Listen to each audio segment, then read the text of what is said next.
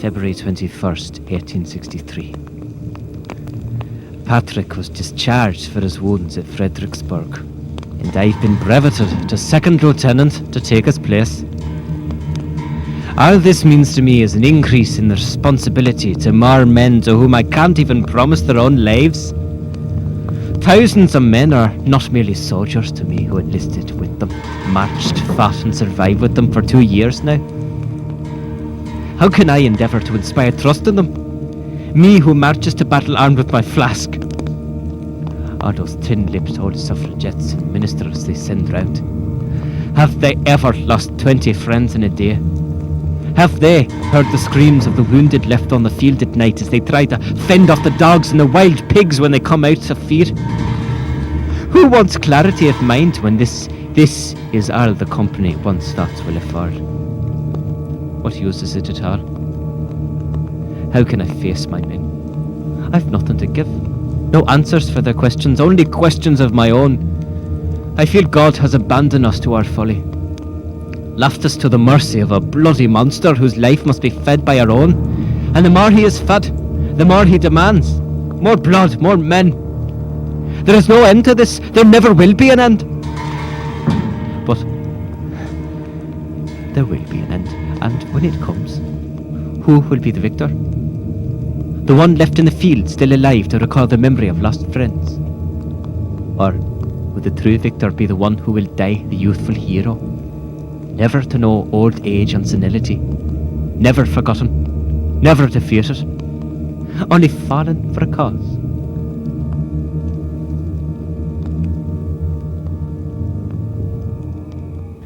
Dear sir, perhaps it is my own imperfection that I see in everything, but I am coming to terms with what I see.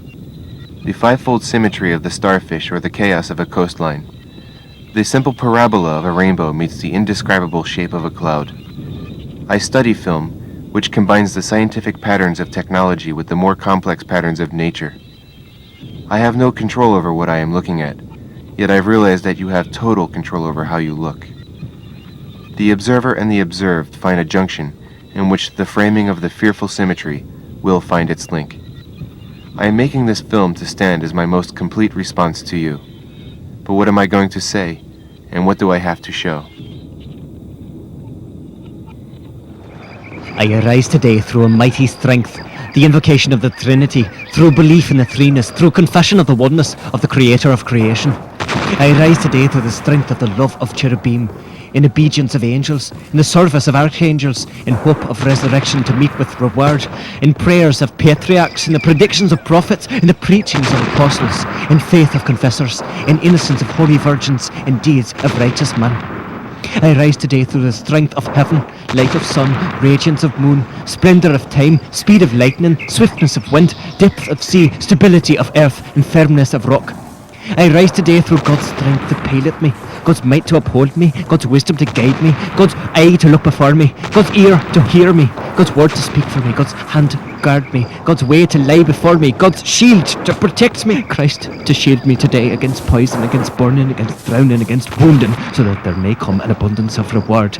Christ with me, Christ before me, Christ behind me, Christ in me, Christ beneath me, Christ above me, Christ to my right, Christ to my left, Christ when I lie down, Christ when I sit, Christ when I arise, Christ in the heart of every man who thinks of me, Christ in the mouth of every man who speaks of me, Christ in every eye that sees me, Christ in every ear that hears me. I arise today through a mighty strength, the invocation of the Trinity, through belief in the threeness, through confession of the oneness of the Creator of creation.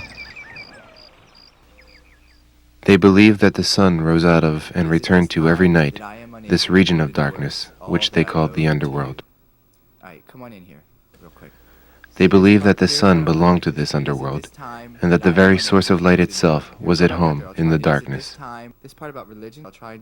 For them, the light of the sun and of the moon and of the stars were just reflections, offshoots of the invisible fire that came from inside the underworld. I think we could say that a different way. I'll try and do it again, but we'll cut this section out. June 13th, 1863. I've never missed home as I do now. I think of those days long gone when we'd sit as a family round the table in the evenings. But I'm not a boy in Old Derry any longer. That home is just a dream now. I realise that is what these men are fighting for. that image of home that each man carries in his heart. I want nothing more than to have a home for myself, to end my period of exile here. I'll build up a small farm, just enough for me and my family, because I want a family.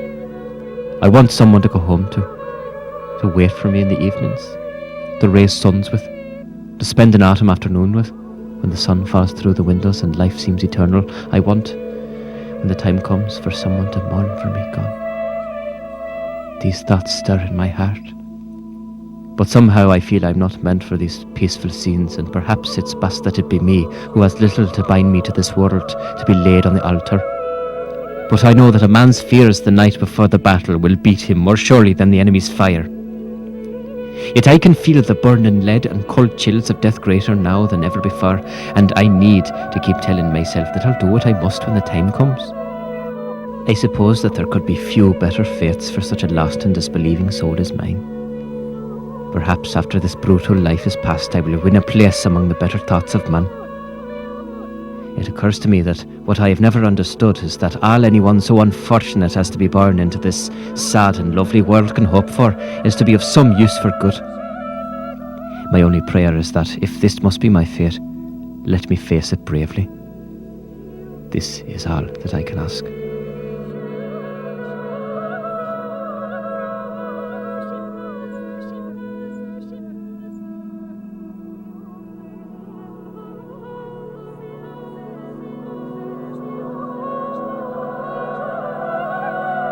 I'm going home. If it means to be cold, then I'll take it, just as long as it means that I can be here. If it means to be far, by whatever means I'll go all that way, just to be near the far. If it means to be confused, by whatever means I'll learn, just as long as it's meant to be learned. By whatever means I'll find my way home, for at home I find that I am not alone.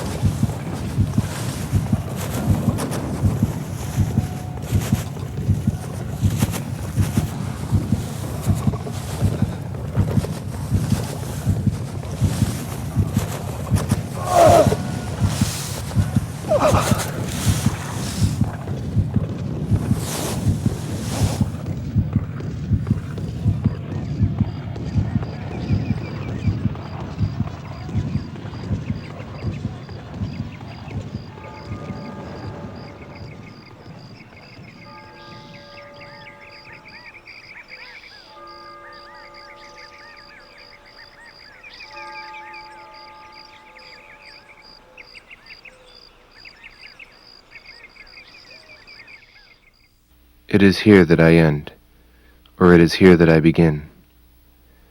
Time destroyed or time gained. I have been looking all this time. I have been summoning you all this time. Are you looking over my shoulder? Do I recognize the urgency of my own short time? I go about piecing it together. A single thread. Not the thread of comfort or ease. The thread of desperation, fear and pain, exultation and bliss. I know that I am not alone. Thank you, sir. P.S. Have gotten engaged, and am getting married later this year.